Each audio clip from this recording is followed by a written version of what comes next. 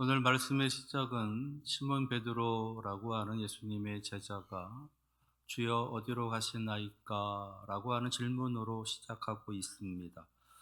주여 어디로 가시나이까? 이것을 히라보로 번역하면 쿼바디스 도미네라고 그렇게 부릅니다. 쿼바디스 도미네. 여러분들 어디서 좀 들어보셨던 그런 구절이기도 하실 텐데, 특별히 쿼바디스라고 하는 이 단어는 영화로도 만들어졌었던 그런 적이 있습니다. 전해오는 기독교 전승에 따르면 이 쿼바디스 도미네, 주여 어디로 가시나이까? 라고 하는 이 히라보 그 배경에 대해서 오늘 함께 읽은 말씀을 포함하고 또 하나의 그런 사건에 대해서 우리에게 알려주고 있는데, 로마 네로 황제에 의해서 초대 기독교가 엄청난 박해를 당하게 됩니다. 그때 초대교회 지도자였었던 베드로가 로마에 이제 가게 되고 로마 교회를 살펴보는 그런 모습들이 있었습니다. 그런데 로마 정부로부터 엄청난 박해를 받고 있었기 때문에 교회 지도자들, 특별히 베드로는 늘 위협의 첫 번째에 해당하는 그런 인사가 되어졌던 거지요. 그래서 늘 엄청난 신변의 위험을 가지고 베드로는 다녀야 했습니다. 그러던 중에 점점 더 박해가 심해지게 되고 그것으로 인해서 로마 교회 성도들이 이 베드로에게 간청을 하게 됩니다. 더 이상 이곳에 머물지 말고 잠시 다른 곳으로 몸을 피했다가 조금 더 이제 진정이 된 후에 다시 이곳으로 와서 우리 교회를 좀 다시 살펴달라고 하는, 그동안 우리는 여기서 죽어도 좋으니 당신은 죽지 말고 계속해서 이 로마 교회를 포함한 초대 교회를 잘 관리하는 그런 사람으로 남아달라고. 당신이 죽으면 로마 교회를 포함해서 초대 교회는 완전히 무너지고 흩어지고 말 것이다라고 이야기를 하면서 다른 곳으로 몸을 피해 달라라고 하는 간청을 한 것입니다. 베드로는 이 뜻을 따라서 잠시 몸을 다른 곳으로 피하려고 해요. 로마를 빠져나와서 아피안 가드라고 하는 곳으로 향해서 가게 됩니다. 어느덧 날이 밝아오게 되고 저 멀리 동쪽에서 찬란한 태양빛이 비춰오게 되는 거죠. 근데 그 속에, 그 찬란한 빛 속에 예수 그리스도께서 자신을 향해서 걸어오고 계시는 그 모습을 그가 보게 되는 겁니다. 그 모습을 바라보고 있었던 베드로는 그분이 주님이신 것을 알게 되었고 황급히 자리에 무릎을 꿇고 주님께 경배한 다음에 주님께 묻는 거예요. 주님 어디로 가시나이까? 콰바디스 도미네라고 질문을 합니다. 그때 주님께서 이렇게 대답하셨답니다. 네가 나의 백성을 버리고 나왔으니 내가 가서 그들을 위해 한 번 더 십자가에 죽으러 가노라. 이 대답을 들은 베드로는 한참을 그 자리에 얼어붙은 듯 그렇게 서 있다가 결심한 듯 뒤로 돌아서 다시 로마로 들어가게 되고 결국 그곳에서 붙잡혀 십자가에 거꾸로 매달려 죽게 되는 그런 순교를 맞이하게 됩니다. 콰바디스 도미네, 주여 어디로 가시나이까? 베드로의 이 질문에 예수님께서 네가 나를 따른다 했는데 따르지 아니하고 너 살겠다고 도망쳐 나온 저 로마로 나는 간다라고 하시는 말씀, 그 말씀을 듣고 베드로는 다시 로마로 들어갔다라고 하시는 그런 전승기인 거예요. 물론 이 내용은 성경에 기록되어져 있지 않고 기독교에 오랜 동안 내려오는 전승이 되어지게 됩니다. 예수님을 그토록 따랐었던 수제자 베드로, 그런 예수님을 따르는 동안에도 그리고 예수님을 따라가면서도 늘 이러한 예수님을 온전히 따르지 못하는 여러 많은 장애물과 부딪히며 살고 있었다라는 것입니다. 예수님을 따라가는 우리들에게 있어서도 이러한 많은 장애물들이 있다라는 것이에요. 우리가 예수님을 따르는 이유는 크게 두 가지로 우리가 이야기할 수가 있겠습니다. 첫 번째는 구원을 위해서 따르는 것입니다. 나의 죄를 나를 죄에서 구원해 주시는, 그리고 죄악된 세상 가운데 살아가는 나를 구원해 주시는, 여전히 실패의 삶을, 여전히 연약함의 삶을, 여전히 고통 가운데 살아가는 나의 삶을 구원해 주시는 그 예수님을 만나기 위해서 그 주님을 따라간다라는 것입니다. 또 하나의 이유는 하나님의 뜻을 이루기 위함이다라는 거지요. 예수님의 증인으로 살아가기 위해서, 이 세상을 구원하기 위해서, 하나님 나라를 더 확장해 가기 위해서, 그리고 그러한 모습들을 통해서 하나님의 이름을 높이고 하나님의 영광을 드러내기 위한 삶을 살아가기 위해서 우리는 예수님을 따르는 것입니다. 우리도 그렇고 예수님의 제자들도 그렇고 우리의 믿음의 선배들도 바로 그러한 삶을 살았었다라는 것입니다. 그런데 말씀드린 대로 예수님을 따르는 데는 여러 많은 장애물들이 우리들 앞에 놓여져 있다라는 거지요. 크게는 세 부분의 장애가 있습니다. 하나는 외부의 장애, 또 하나는 내부의 장애, 그리고 나 자신의 장애가 있습니다. 외부의 장애라고 하는 것은 로마 시대에 기독교가 엄청난 박해를 받았었던 것 같은 국가적인 어떤 장애물들, 민족적인 장애물들, 타 종교로 인한 그런 장애물들, 시대적인 사조, 시대적인 이념, 시대적인 어떤 철학, 시대적인 환경, 시대적인 상황, 이러한 것들로 인해서 그 거대한 물결, 거대한 물살로 인해서 도저히 예수님을 따를 수 없을 만큼의 엄청난 장애물들이 놓여지기도 합니다. 저 북한이라고 하는 나라에서, 이슬람이라고 하는 나라에서, 또 다른 종교 국가로 구성되어져 있는 그 나라에서 예수 믿는다는 것, 예수 믿는 성도들이 모여서 교회를 구성한다라고 하는 것, 그것은 그들의 목숨을 걸어야 되는 엄청난 장애물이 되어진다는 것이에요. 그들에 비하면 지금 우리는 너무도 평안한 종교의 자유를 누리면서 마음껏 예수 믿고 마음껏 모여 예배하고 마음껏 성도로 살아갈 수 있는 모습이다라는 겁니다. 그래서 적어도 우리는 지금 이 국가적인 거대한 타 종교의 이러한 장애는 없다라는 거예요. 그런데 그런 장애만 있는 것이냐? 우리들 내부의 장애물들도 있다라는 것입니다. 거짓됨을 가르치고 거짓됨을 강요하고 거짓으로 살아가라라고 이야기하는 수많은 그릇된 선지자들, 그릇된 다른 어떤 이단들, 다른 정교들의 모습에 영향을 받으면서 우리는 내부의 장애물들을 느끼고 있다라는 것입니다.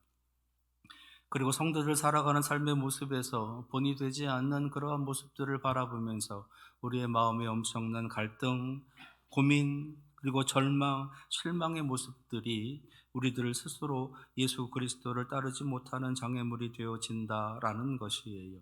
수많은 교회 직분자들, 그들의 도덕적이고 윤리적이고 그리고 살아가는 삶의 그릇된 어떤 모습들, 그런 것들이 자꾸만 들려지게 되고 그런 것들이 지탄의 대상이 되어지고 있는 이러한 현실들, 그런 것들을 우리들이 느낄 때마다 우리들 질문 속에 예수 믿으면 무엇하나? 예수 믿어서 도대체 무엇을 하려고 하나? 예수 믿는 사람들이 도대체 왜 저러나? 라고 하는 그런 질문들을 나조차도 내 입에서조차도 내뱉으면서 살고 있다라는 것이에요. 그런 것들이 예수 믿지 못하게 되는, 예수를 따를 수 없게 되는 수많은 장애물들이 되어진다라는 겁니다. 그리고 마지막으로는 나 자신의 장애물들도 있다라는 겁니다.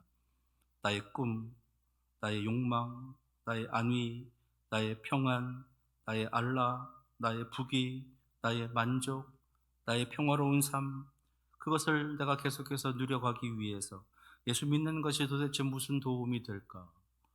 굳이 예수 믿지 않아도 이것을 얼마든지 내가 누릴 수 있다면 예수 믿을 필요가 있을까라고 하는 그러한 나 자신에서 오게 되는 수많은 장애물들이 우리에게 놓여져 있다라는 것이에요. 여기서 특별히 24년을 살아온 우리들의 삶의 모습을 돌아볼 때 이 세 가지 커다란 예수 믿음의 어떤 큰 장애물들, 외부의 장애, 내부의 장애, 자신의 장애 중에 나에게 있어서 24년을 돌아보면서 어떤 장애들이 있었을까? 국가적인 장애, 외부의 장애라고 할 수 있는 것은 그리고 내부의 장애라고 이야기할 수 있었던 것, 그것들보다는 나 자신에게서 오는 나 자신의 장애물들이 훨씬 더 컸겠다라는 것입니다. 학자들은 이야기합니다. 네, 우리 신학학자들은 평안의 시대를 살아가면 살아갈수록 그 신앙에 대해서 느끼는 장애는 자기 자신들에게서 오는 장애가 가장 크다라고. 정말 그런 것 같아요. 저도 그렇고, 우리 함께 목회하고 있는 우리 목사님들의 이야기를 들으면 나 자신에게서 오는 이 장애물들의 크기가 점점 더 커져 가더라라는 겁니다. 조금 더 편안하기 위해서, 조금 더 안락하기 위해서, 조금 더 만족하기 위해서, 조금 더 내가 나의 욕망과 나의 꿈을 실현시키기 위해서 예수 믿음을 잠시 중단하는 것, 예수 믿음의 신앙생활을 잠시 접어두는 것, 그러한 것을 너무나 당연시하는 그런 세상의 모습들, 아니 이 세상의 어떤 속에 살아가고 있는 신앙을 가지고 있는 성도들의 모습들이 끊임없이 더 많이 늘어나고 있다라고 이야기를 하는 것을 듣게 되는 겁니다. 여러분들은 어떠셨는지 모르겠습니다. 24년을 어떻게 살아오셨는지 모르겠습니다. 그런데 그런 모습들은 이 우리들에게만 있었던 것이 아니라 예수님의 수제자라고 하는 이 베드로에게도 이런 모습들이 있었다라는 것이에요. 베드로에게도 예수님을 따르는데 장애물들이 계속해서 그의 삶의 도처에서 곳곳에서 그리고 어떤 시기 속에서 계속해서 나타나고 있었다라고 하는 것을 우리는 보게 됩니다. 마태복음 16장에 보면 사도 베드로가 예수님을 향해서 했었던 그 위대한 신앙의 고백이 담겨져 있습니다. 주는 그리스도시요 살아계신 하나님의 아들이십니다. 이 위대한 그의 고백 앞에 예수님께서는 너의 그 신앙 고백 위에 내가 교회를 세우겠노라고 라고 말씀하시면서 천국 열쇠를 베드로에게 주시는 내용이 담겨져 있습니다. 그 말씀을 하신 후에 예수님께서 이제 장차 내가 이 로마에 있는 병정들에게 또는 유대인들에게 고난을 받고 죽임을 당한 후에 3일 만에 살아나게 될 것이다 라고 하시는 그런 예고의 말씀을 들려줍니다. 그 소리를 듣고 베드로는 자리에서 벌떡 일어서서 이렇게 선포합니다. 주님께 이런 일은 절대 있을 수 없습니다.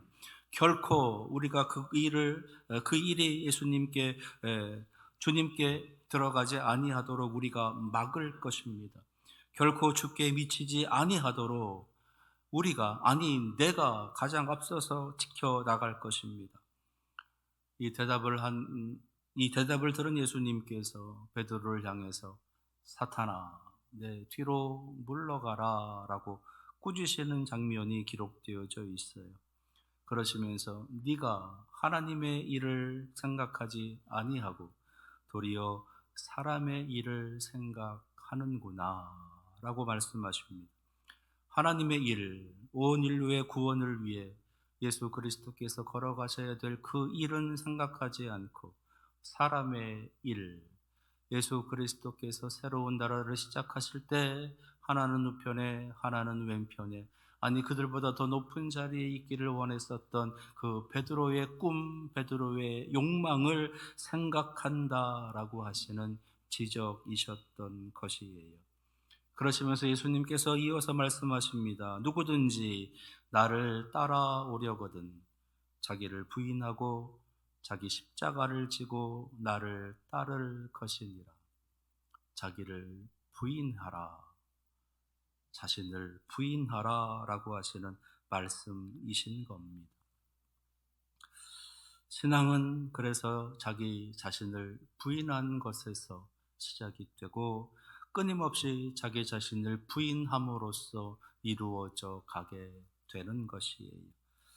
이 한 번으로 베드로가 예수 그리스도의 그 따름에 있어서의 장애를 잘 넘어갔느냐?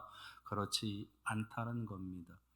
또 한 번, 또 한 번 그 사건이 나타나게 되는 것이 요한복음 18장, 그리고 마태복음 26장 등에 기록되어져 있는 예수님께서 잡히시던 밤에 한 제자가 칼을 빼듭니다. 그리고서는 대제사장의 종의 귀를 잘라 버립니다. 그 칼을 가지고 칼을 가지고 그 대제사장의 종의 귀를 떨어뜨린 제자가 누구냐? 베드로였어요. 그가 그렇게 호언장담하고 있었던 것처럼 제가 제일 먼저 그 일을 막을 것입니다 라고 했던 것을 서슴지 않고 그 일을 행했던 것입니다. 그 일을 행하자 예수님께서는 베드로를 만류하시지요. 칼을 거두어라, 칼집에 도로 꽂으라 라고 하시면서 칼을 가지는 자는 다 칼로 망하느니라. 여기서도 마찬가지로 베드로는 자신의 꿈을 지켜가기 위해서, 자신의 꿈을 이루어가기 위해서 예수님께서 가시는 그 길을 또 한 번 막아서고 있는 것입니다. 아니, 예수님을 온전히 따르지 못하는 모습을 보이고 있는 것이지요. 예수님께서는 그런 베드로를 향해서 이렇게 말씀하십니다. 아버지께서 주신 잔을 내가 마시지 아니하겠느냐? 그 잔이 어떤 잔이든 나는 그 잔을 마시러 간다. 이곳으로 끝나느냐? 그렇지 않습니다. 베드로는 또 한 번, 또 그런 일을 벌이게 되는데, 성경에 기록되어져 있는 내용이에요. 사도행전 20장 그리고 11장에 보시게 되면 고넬료라고 하는 이방인의 백부장의 가정을 구원하시기 위한 하나님의 놀라운 구원의 역사가 펼쳐지게 됩니다. 요바에서 베드로가 기도하던 중이었어요. 근데 하나님께서 그에게 놀라운 환상을 연거푸 3번 반복해서 보여주십니다. 하늘로부터 커다란 보자기가 내려와요. 그 보자기에는 여러 많은 짐승들이 담겨져 있습니다. 그리고 그 짐승들을 이 베드로에게 보여주시면서 잡아 먹으라 라고 말씀하세요. 근데 이 베드로가 그 짐승들을 가만히 살펴보니 단 한 마리도 먹을 수 있는 것이 없어요.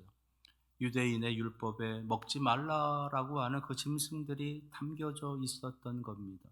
그래서 이 베드로는 말합니다. 나는 잡아먹을 수 없습니다. 이 부정한 것을, 이 더러운 것을 제가 어찌 잡아먹을 수 있겠습니까?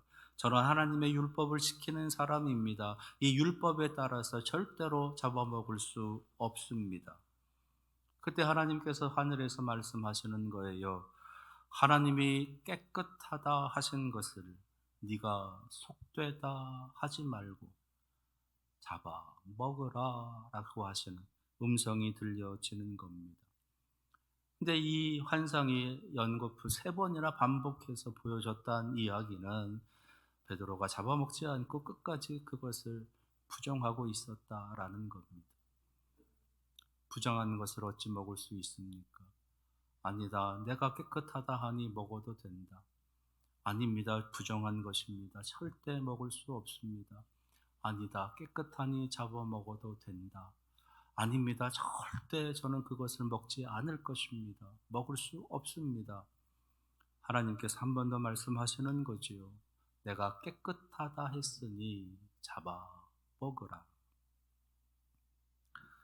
이 일 후에 고넬료가 보낸 하인들이 베드로를 찾아오게 되고 베드로가 그 고넬료의 집에 가서 하나님의 말씀을 예수 그리스도에 대해서 증언하게 됩니다.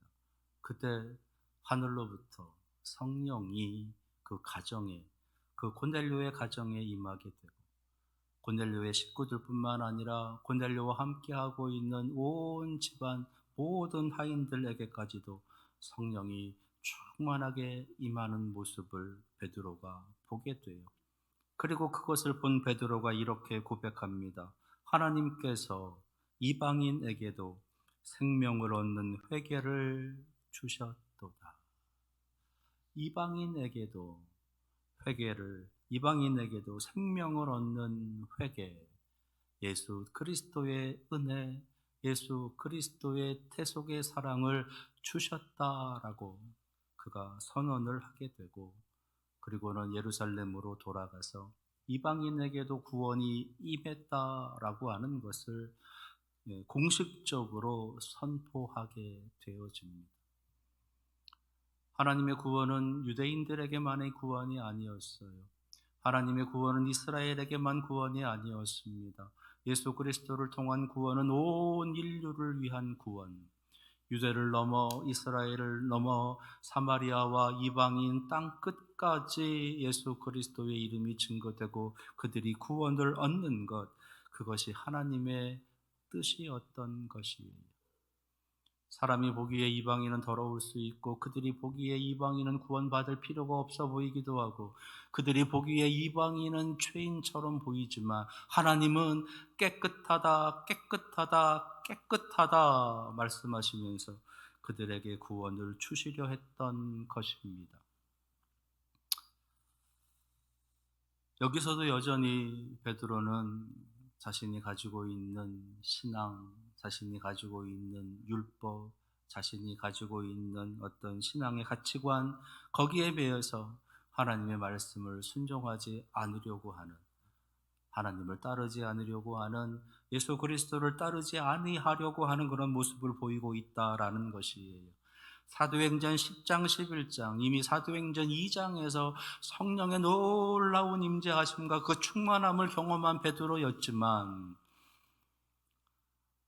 은과 금은 내게 없지만 내게 있는 것으로 내게 주노라 라고 선포하면서 나사렛 예수 그리스도의 이름으로 일어나 걸으라 라고 하면서 성전 미문에 있었던 그 안진뱅이를 걷게 했었던 베드로였었지만, 그는 여전히 하나님께, 예수 그리스도께 온전히 순종하지 못하는, 예수 그리스도를 온전히 따르지 못하는 그러한 모습을 보이고 있었다라는 것입니다. 그러면서 주여 어디로 가시나이까? 콰바디스 도미네라고 하는 질문을 계속해서 던지고 있었던 것입니다. 이 모습은 비단 베드로의 모습만이 아니지요. 바로 우리들의 모습이기도 해요.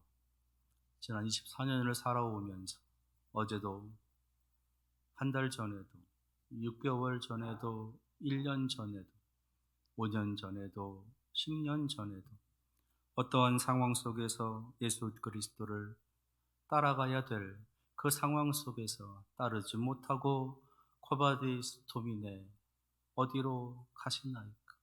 저는 못 가겠습니다. 저는 갈 수 없습니다. 라고 말하고 있었던, 나의 꿈과 나의 욕망, 나의 편안함, 나의 평화를 위해서 지키려고 했었던, 나를 철저히 부인하지 아니하고 나를 걸어내지 못하고 여전히 나를 주장하면서 살아왔었던 나의 신앙생활들의 모습들이 있다라는 것이,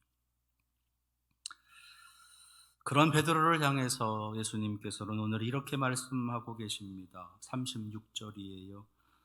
내가 가는 곳에 네가 지금은 따라올 수 없으나 후에는 따라오리라. 지금은 할 수 없다. 지금은 따라올 수 없다. 그러나 괜찮다. 후에는 따라오리라. 후에는 따라오리라. 지금은 아니지만 후에는 따라오리라. 어쩌면 24년을 살아온 우리들을 향해서 주님께서 이렇게 말씀하고 계신 건 아닌가. 지금은 할 수 없었을지 모르지만 후에는 이제는 할 수 있을 것이다. 24년은 할 수 없었을지 모르지만 25년은 온전히 따를 수 있을 것이다. 그것을 기대하고 그것을 위해서 너희들을 위해서 함께 할 터이니 나를 따라오지 않겠느냐라고 하시는 그런 주님의 말씀이신 것 같아요.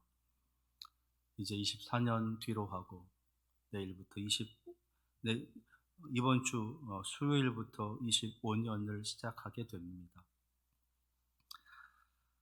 베드로처럼 코바디스 도미네 주여 어디로 가십니까? 라고 질문만 내뱉지 말고 주님께서 우리에게 들려주셨던 지금은 따라올 수 없으나 후에는 따라오리라 라고 하시는 이 말씀을 여러분들 마음에 깊이 새기시면서 주님께서 마지막으로 당부해 주셨던 누구든지 나를 따라오려거든 자기를 부인하고 자기 십자가를 지고 나를 따를 것이니라 라고 하시는 이 말씀과 함께 나를 부인하고 나에게 허락하신 그 십자가를 기쁨으로 지고 주님을 따라가시는 우리 사랑하시는 교회와 성도가 되시기를 축원합니다. 기도하겠습니다.